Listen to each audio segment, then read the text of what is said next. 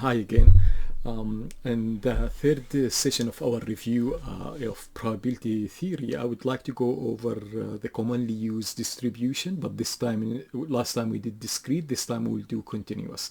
So the continuous distribution, similar to what we did with discrete, we start with uniform, right? That one was discrete uniform. This one is continuous uniform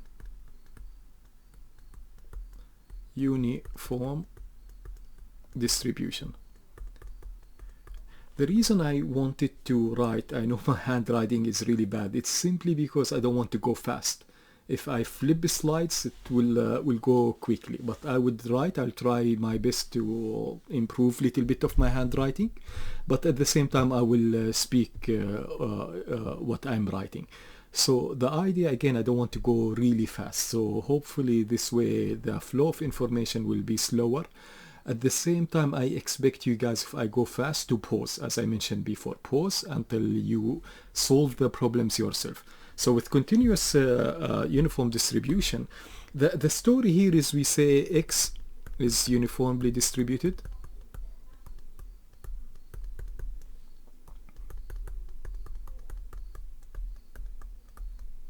And usually we'd say over A and B. And X, as always, is a random variable. So X is a random variable that is uniformly distributed over like a period of A to B. And f of X, for this distribution, it will look like this. It's 1 over B minus A, but you notice there is no X here, right? It's a uniform distribution. And this is, again, because X must be between A and B. In continuous distribution, doesn't matter if you have equality or you don't have equality, because it's continuous, right? So 0 otherwise, right? And if you try to do what is expected value of X for, X, or we can use him U, simply it's B plus A over 2, right? Variance of X for uniform distribution is we have B minus A square divided by 12. Okay? So I think this is what you need for the time being, but we'll develop this a little bit further in one example. Let's take this example.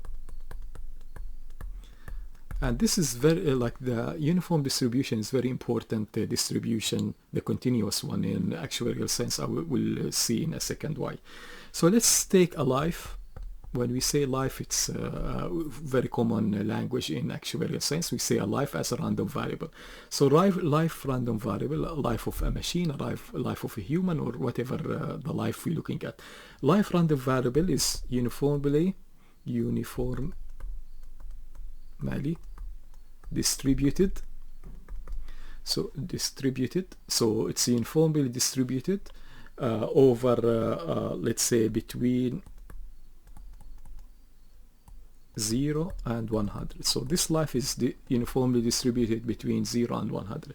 So wanted first is f of X. Let's do f of X. It's simple. We have the formula there.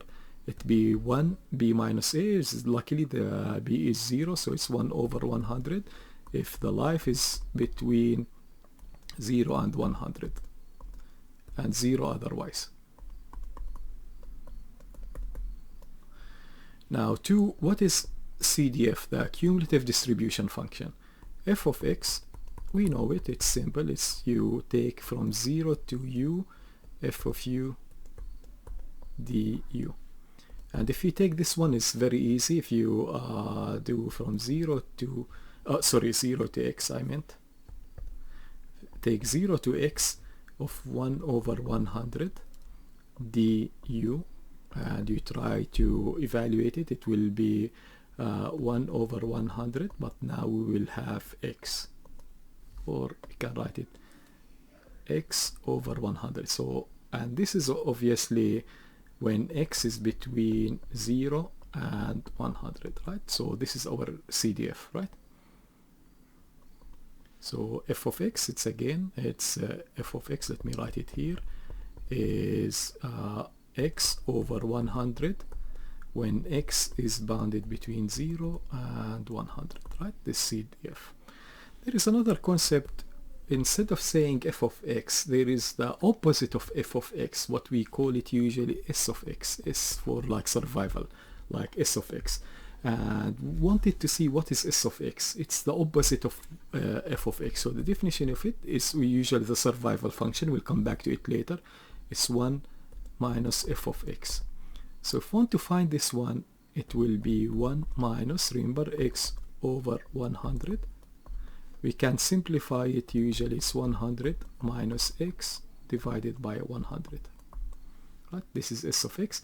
Same logic. X is bounded between 0 and 100. Otherwise it will be 0. Right? S of x is very important function. We'll come back to it in several times. So what if we wanted to calculate for this function, what's the expected value of x? Simple. Is 100 divided, because there is no zeros, 100 a plus b, remember the formula, but because b is 0, divided by 2 is 50. Variance of this life, it will be a minus b to 2, which is 100 minus 0 is 100, 100 to raise to 2 divided by 12, right? This is very important functions here, what we would notice here. Why I'm saying it's very important function, especially like out of the uniform, is this one, because there is in actuarial science, we'll come back to it, it's de Moivre.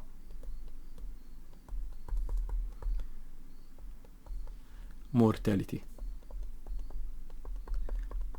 which is uniform distribution, but instead of 0 to 100, 0 to omega. Omega is like, it looks like W, 0 to omega, right? So this is important in actuarial science.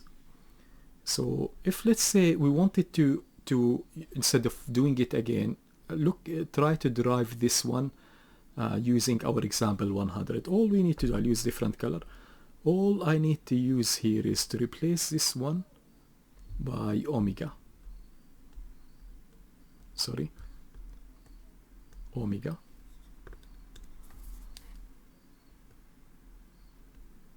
So instead of 1 over 100, sorry, here 100, it will be 1 over omega, right?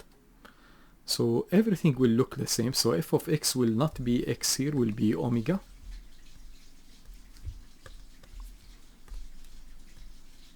So this is the general form. This is the general form. This one will be omega.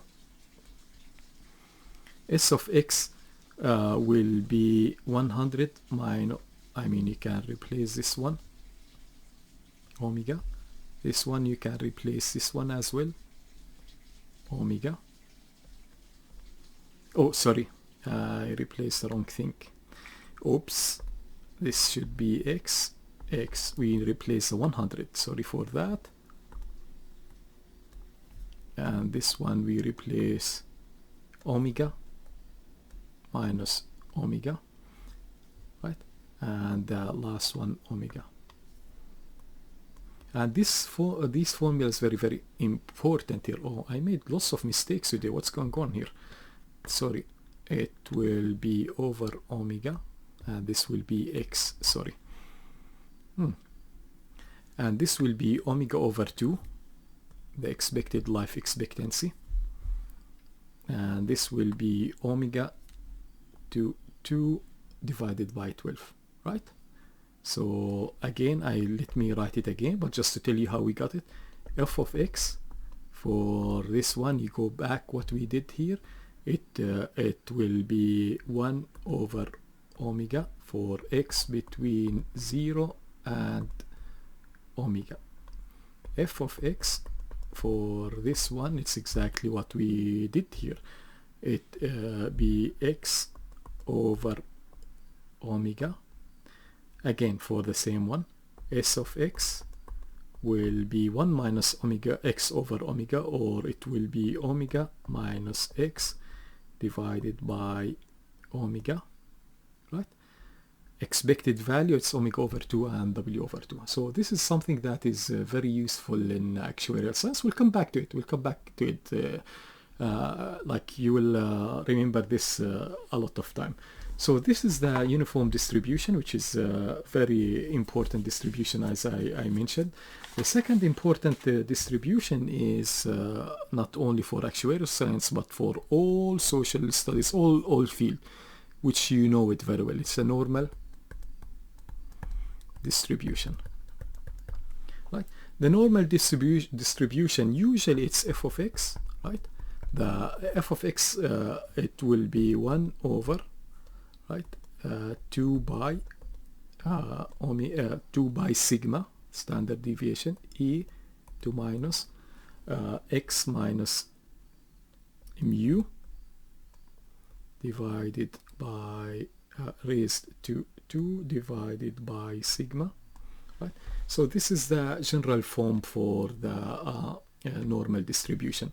Normal distribution is not bounded. It's between negative infinity and positive infinity, right? We don't usually use this formula a lot. We use what we call it the normal distribution tables.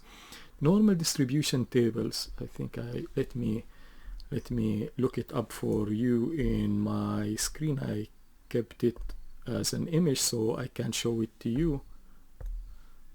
So this is how it will look like, this normal distribution table. And as I mentioned to you in the introduction, I very much this is an exam. If you need a question like this, I will have it attachment. But this is, I would very much recommend you to use the same table that is used by Society of Actuaries, which I will use here. So we'll prepare us to use the same table.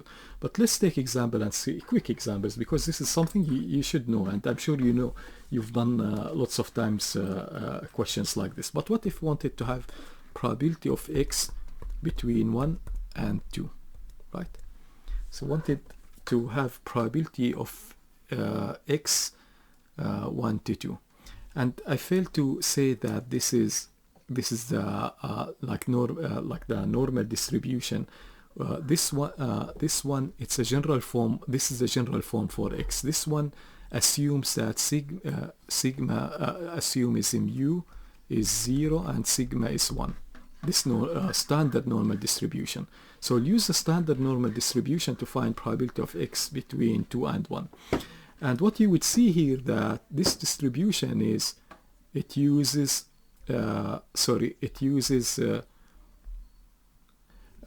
less than z, so less than the value. So we can still use it, because what we recognize that this is 2, this is 1. So we can get this one, subtract from it this one, it gives us the area that we are interested in, right? And this is what we need to look at. So probability of x bounded between 0 and 1, you can write it as probability of x less than 2 minus probability of x less than 1, right? And then if you go to the table here, you look at 2, 9772, and you subtract from it 0.8413. So remember those numbers. We go to I wrote it down, 9772, subtract from it 8413, gives us 0.1352, 13%, right? And this is the value of the normal distribution. But this is, I use the standard normal distribution here. But usually you have questions, you're not looking at the, you're not using, you know, like a distribution with mean equal 0 and standard deviation equal 1. It might be different. Let's take this example. Imagine that the grades in an exam is normally distributed with an average grade of 70, standard deviation of 10. Always, you know, like in exams we report, we say, you know, students are interested what is the average grade and what's the standard deviation. So usually they are reported in exams. So we have this. Now we wanted to see what is the probability, you know, of failure, and let's assume that f is 50. The grade cutoff for F is 50, and the student is interested what is the probability of getting an F, or getting an F is x less than 50, right? So probability of x less than 50, we need, this is x, we need to translate it into the z, into the standard normal distribution. I assume that you guys, you've done this before, so I'll go click quickly on this one. So it will be z. So now we take the grade, we subtract from it the average, which we said is 70. We divide it by the standard deviation, which is 10. So now this one will become this one is probability of z less than 50 minus 70 minus 2 divided by minus 20, it becomes minus 2, right? But if you look at the table, you would not have minus 2, right? It starts with 0, but because it's symmetric. So since it's symmetric, all you need to do is to recognize that minus 2 here is equal to 2 here, which is 1 minus, because it's complement, 1 minus this one.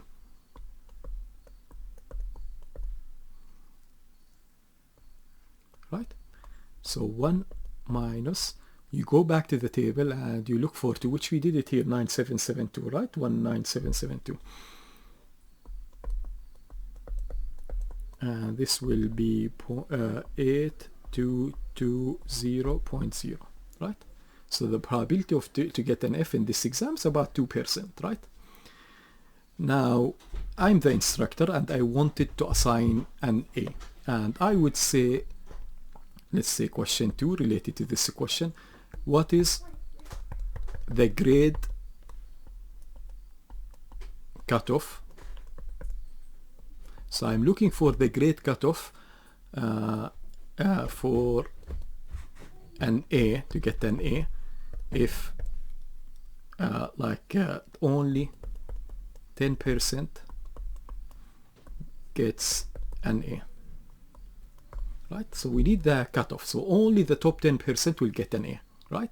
So I usually, I like to visualize things. It helps me to understand. So I'm looking for the grade and I'm giving the 10%. 10% is exceeded only by 10%, right? So what is here? Oh, the area under the curve, remember, total probability should be 1, right? So the area under the curve should be 1. So this guy will be 9, right? 90%. Now, this one is the z value. The table gives you the z value. And this is usually the 90%, right? And if you go back to the table, it's actually, you can look it up easily, but what you'd recognize here, you can look it up here, see where is 90, you see where is 90, and you look at the grade, but you can recognize that 90% is here, right? So we go back, which is 1282. So we know now this one is 1.282, but this is the standard distribution. It's not the grade distribution. So we move from x to, we can find x because we are interested in x, right? This is the z distribution. By recognizing the relationship, x is equal to mu plus sigma multiplied by z. We found z, 1.282, luckily.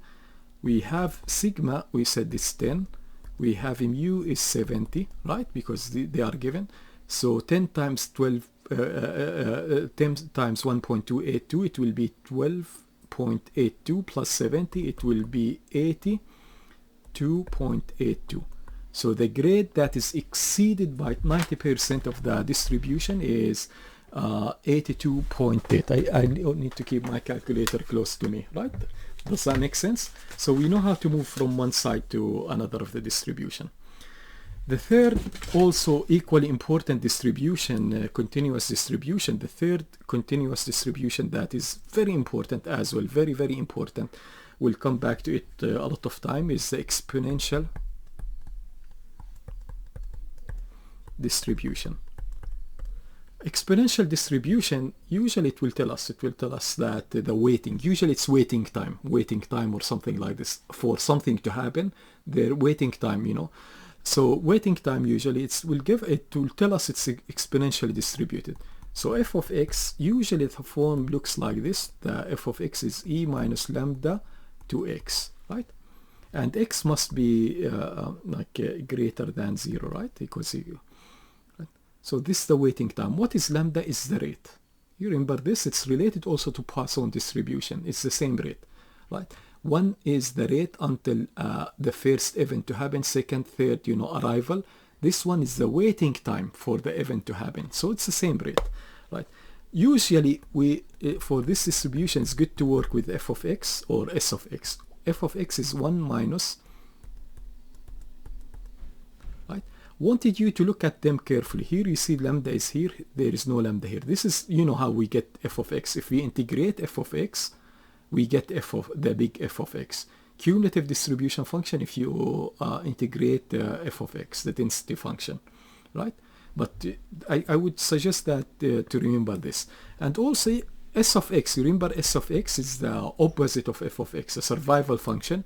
It's 1 minus f of x, right? 1 minus f of x.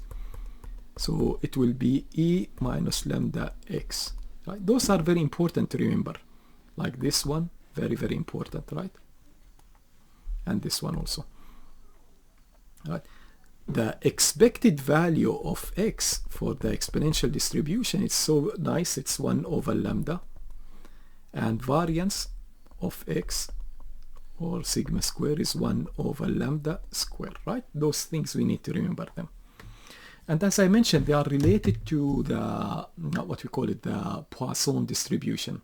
Let's take the same example we took for the Poisson distribution in the previous session. So if you remember, the example is now passengers arrive at a train station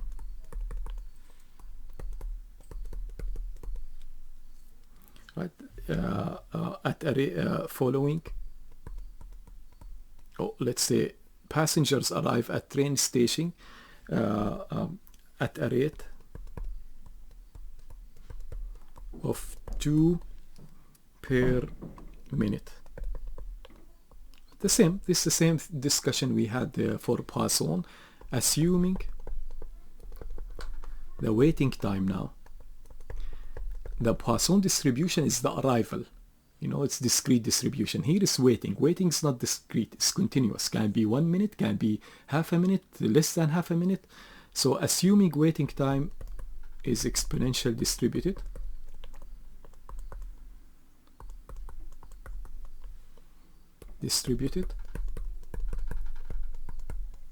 with lambda, of course, the rate of 2 per minute, with lambda equals 2. I already said it here. Now let's find a few things just to see. What is the expected waiting time? Expected waiting time for next arrival. So what is the expected waiting time for next arrival? So if 2 arrives per 1 minute, expected will be like, well, I mean, you take the opposite of it. So the expected value of x is the reciprocal of the lambda of the rate, it's 1/2, right? The expected waiting time is half a minute, right? Variance, similarly, 1 over 2 square, which is 1 over 4, right? Now, what if probability of 1 and 3? Probability for to wait between 1 and 3 minutes for the next arrival. What's the probability of this one? I usually, again, I like to visualize it. I say 1 is 3. You can say like what we did in normal distribution. We say this one minus this one, which is f of 3 minus f of 1, right? Probability of x less than 3 minus probability of x less than 1. But what you would know that here it's easier to deal with s, because S is one term, you don't have the ones, right? This is easier. So what I would do here is I would translate it into, actually I like it this way. I say this one minus this one, which is S of 1 minus S of 3, right? S of 1 is E minus lambda, which, what is our lambda? We said 2, right? Right, lambda is 2. So E minus lambda, which is 2, multiplied by 1, minus E minus lambda 2 multiplied by 3. So it becomes E minus 2 minus E minus 6, right? You can calculate it quickly and you get the answer. So yeah, I mean, this is like pretty much the most common use continuous distribution. I have still little bit to add for the review of a probability. In the next session I will do that. But for now, all right, goodbye.